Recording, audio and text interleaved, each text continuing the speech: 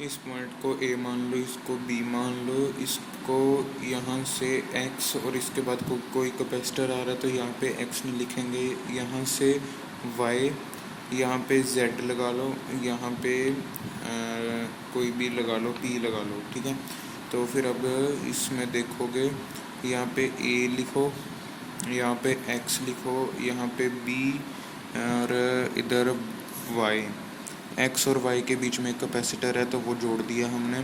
फिर इधर पी लगा दो और इधर जेड लगा दो।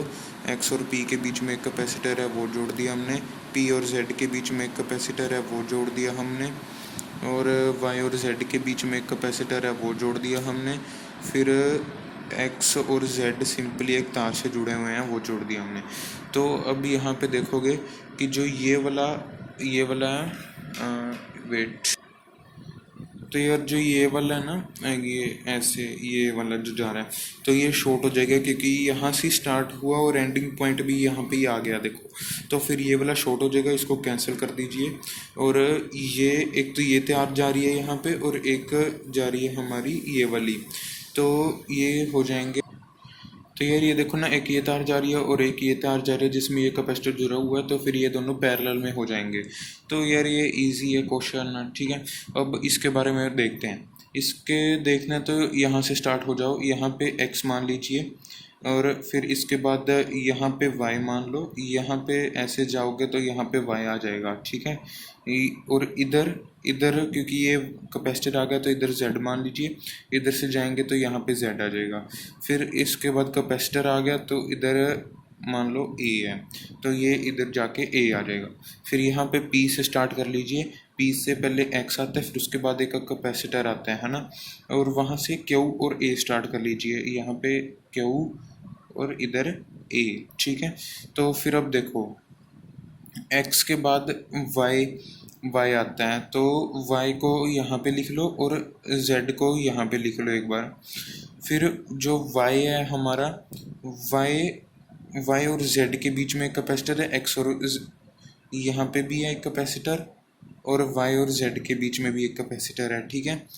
फिर हम देखते हैं एक और z और y के बीच में एक और कैपेसिटर है, यहाँ पे ये जोड़ दो। फिर z और यहाँ पे एक और जोड़ दो, ठीक है, क्योंकि यहाँ पे कैपेसिटर है। फिर z और a के बीच में कैपेसिटर है, एक यहाँ पे कैपेसिटर है, और ये और कोई तार तो नहीं है ना, देख लो पहले चेक कर ली, ठीक है। ये वाला तो ये वाला ही है ना। तो अब इसको जब देखेंगे ना, तो ये देखो, ये फिर इसके बाद ऐसे और ये ऐसे जा रहा है, तो ये तीनों पैरेलल में हो जाएंगे। पैरेलल में होने का मतलब जो ये वाले हैं हमारे, ये तीनों पैरेलल में हैं, तो इसका रिज़ल्ट निकालोगे तो 6 आ जाएगा वैसे, ये तीनों पैरेलल में। फिर ये 3 जो इसका इक्विवेलेंट आएगा, और ये 2, ये तीनों सीरीज़ में हो जाएंगे, ठीक है। एक ये वाला भी देख लेते हैं, इसमें ही अपन यहाँ पे प्लस साइन से और नेगेटिव साइन से डिनोट कर लेते हैं। यहाँ पे प्लस आएगा, यहाँ पे प्लस आएगा, फिर उसके बाद एक कैपेसिटर आ गया, तो यहाँ पे हम कोई x मान लेते हैं, ठीक है। इसके बाद एक कैपेसिटर आ गया, यहाँ पे y मान लो, और ये जो माइनस है यहाँ से यहाँ पे ट्रैवल करेगा, ये वाला माइनस है वो यहाँ पे भी ट्रैवल करेगा, तो ये x है वो y माइनस के बराबर ही हो गया, ठीक है। यहाँ पे जाके ये यहाँ पे भी ट्रैवल करेगा, तो ये भी हम इसको काट के माइनस ही लिख लेते हैं। तो ये माइनस और माइनस के बीच में ही होगा, मतलब सेम पोटेंशियल मतलब potential difference across 8 is zero. तो जब हम ज़ीरो हो जाता है किसी के अक्रॉस, किसी कैपेसिटर के अक्रॉस पोटेंशियल डिफरेंस ज़ीरो हो जाएगा, तो इसको हम कैंसिल कर देंगे, ये माना जाता है शॉर्ट हो गया, ठीक है। तो इसकी कोई वैल्यू नहीं रहती है। तो फिर बस ये वाला हमारे पास कैपेसिटर रह गया। तो उन्होंने हमसे चार्ज पूछा था, चार्ज होता है क्यू सी वी, तो सी अपने पास 2 है, इंटू 10 20 आ गया, जो आंसर हमारा सही है, ठीक है। तो अब हम इसकी बात कर लेते हैं। देखो, ये ए है और ये बी है टर्मिनल्स, तो यहाँ से स्टार्ट हो जाए, यहाँ पे x मान लो, और इसके बाद एक कैपेसिटर है, यहाँ पे y मान लीजिए, इसके बाद एक कैपेसिटर है z मान लो। डिफरेंट नेम्स देने हैं, ये नहीं है क्योंकि वैल्यूज़ डिफरेंट है ना, तो ये डिफरेंट नेम्स आएंगे, चाहे वैल्यू सेम भी हो तब भी आपने डिफरेंट नेम्स ही देने हैं, ठीक है। फिर y के बीच में यहाँ पे आप मान लीजिए p, और यहाँ पे देखो कैसे आएगा, ये z जा रहा है, यहाँ पे जा रहा है z, और यहाँ पे भी z ही आएगा, यहाँ पे भी z ही आएगा, ठीक है, समझ गए। तो अब यहाँ पे ए बी और उसके बाद में यहाँ पे एक्स लगा लो, और इसके इसके यहाँ पे ना एक कैपेसिटर जुड़ा है, तो पहले एक कैपेसिटर जोड़ के फिर उसके बाद यहाँ पे पी पॉइंट मान लिया, ठीक है।